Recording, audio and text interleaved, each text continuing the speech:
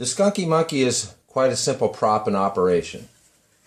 It's designed for right or left-handed operation. There's a hole on the left and right side. So if you're lefty, you can operate the tipping Skunky Munky like so. If you're right-handed, you're going to approach it from this side with your thumb over here. There's a magnet here and a magnet here giving you temporary alignment. It's important that you keep a good firm grip on this so it doesn't slip out during the performance. But that is a guide to let you know that you're on center without having to look at it. There's a felt strip glued on up top here which protects the surface of the decal. And you have rubber coated stoppers here that give you a nice quiet stopping point. If it tends to get loose, you can give this just a slight turn to tighten it, but you don't really want this super tight, but you don't want it loose as well. So that's pretty much it. Oh, except for the slot here, which is for the raising monkey. Now that is going to be your double-sided monkey. With this one, if you have long thumbs, you can operate it like so, with just keeping your pinky at the bottom here, and they can see your fingertips, just the tips on the bottom, and then you got enough room to push them all the way up. That way they don't see any hand motion from the front. Now if you don't have longer hands, then you grab it from the side and see if I got that in the shot, yeah, and bring it up like so. Now that pretty much anyone can do. And you can wiggle them, you can bring them up slow, whatever you want. Okay, the front panel has a tab indexing system I created for this. There's a high spot on the second panel here and here. And there's a high with a low spot to the front panel here and here. And a high spot on the front panel at the top. So, without having to look at the prop, you know what panel you're opening by just touching your index finger to here and thumb here and snapping them open. Shows you the vanished portion.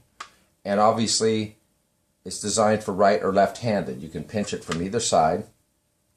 Now the rear panel, I'm just grabbing this back ledge of the aluminum back panel, sticking my finger there and my thumb on the front tab and just catching both panels at once, and it pulls it right open, showing the monkey.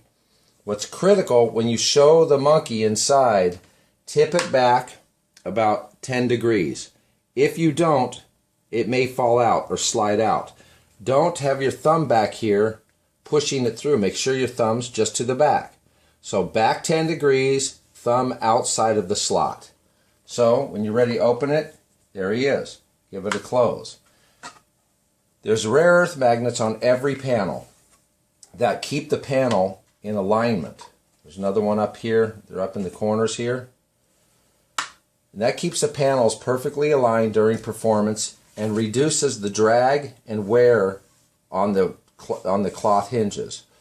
This is gaffer's tape and it can be replaced, but if you take care of your prop and don't manhandle it and take your time with it, it should last a long time. I'll provide reinstallation instructions if needed for the tape. Alright, you've been provided 2 Skunky Munky cutouts for the trick. One has a blank on one side. That goes into the back of your pants with the monkey facing out, tucked into your shirt area so you can see them. Or you can double stick tape them to your shirt. Or you can stick them onto the bottom of a case or something that you pick up as you walk out as the routine ends, and they can see the Skunky Munky appear at the last minute. That's a great idea from Eddie Medrano. So use this one how you'd like. The other one has the smiling monkey, Skunky Munky on one side, and the shushing Skunky Munky.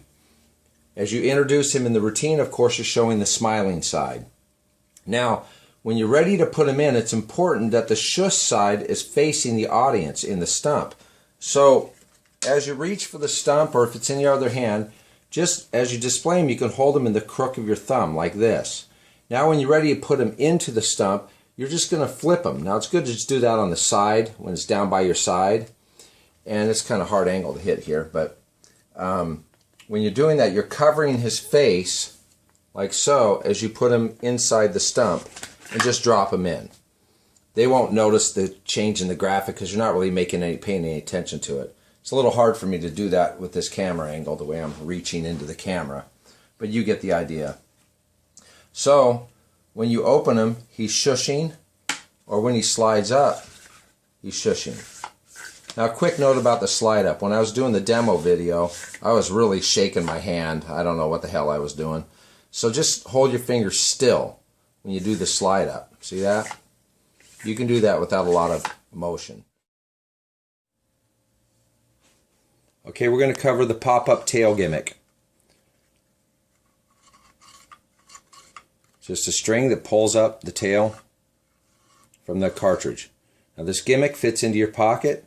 You're going to poke a hole, the pocket's to the front here. You're going to poke a hole in the back of the pocket, the back side of the fabric, making sure that when this is resting in there, that this hole is lower than the hole in the gimmick. I even had this one a little higher. You can have it down about in the middle point, right about there. So you want to put the gimmick into your pocket, find center, put a mark, and poke a hole through it. Next, you're going to take the string. I know it's going to be a little hard to see on the video, but you're going to take that string and place it through the hole in the shirt, like so. Pull it through. Just hang on to the gimmick. Make sure it stays tight. And then drop it into the pocket. Like so. Now, you may want to double stick tape it right along the rim. On the shot, yeah. Put some double stick tape on here and catch it right on the top rim of your pocket. That way, because some pockets are going to be longer than others. So if you have a long pocket, you don't want it too far down or it minimizes the viewing of the tail. So there it is. That's how it operates. Just pull on the string and up comes the tail. Now let's go to the end of the string. You can either sew a button onto that, or a little ball, or a loop, and you can hook it onto one of the buttons in your shirt. Over here somewhere there's a button. Anyways, hook it on the button in the shirt. When the tension's right, if it's hooked onto the button of the shirt, you can pull down on the string. Just catch your thumb over the string and rise it up. So experiment with this, and you may find even better ways of setting it up. Another note is resetting this. There's a reason why I have it looped around and taped. It has to stay smooth so it doesn't create binding inside the gimmick chamber. So if for whatever reason this breaks, this is how you just study it and remember how you're going to rethread this thing and reset it. But do not tie the knot, please. It will create problems. This is upholstery thread. You can find it at any fabric store. It's hard as hell to break. But it is important that you don't yank on this thing. If you got resistance, then it's set wrong in your pocket. Maybe just give a little adjustment to your pocket, just a little gesture, a little shake, and get it going again. But don't yank on this thread or you'll rip that thing right out of there. So if it's tugging and it's too hard to pull, then you know you got an issue. Now, this whole phase can be bypassed. If you end up with a problem in the trick, you can just let it go and move on because the routine moves along the same way it normally does. This was an additional effect we threw in. So if you end up with trouble, just bypass it.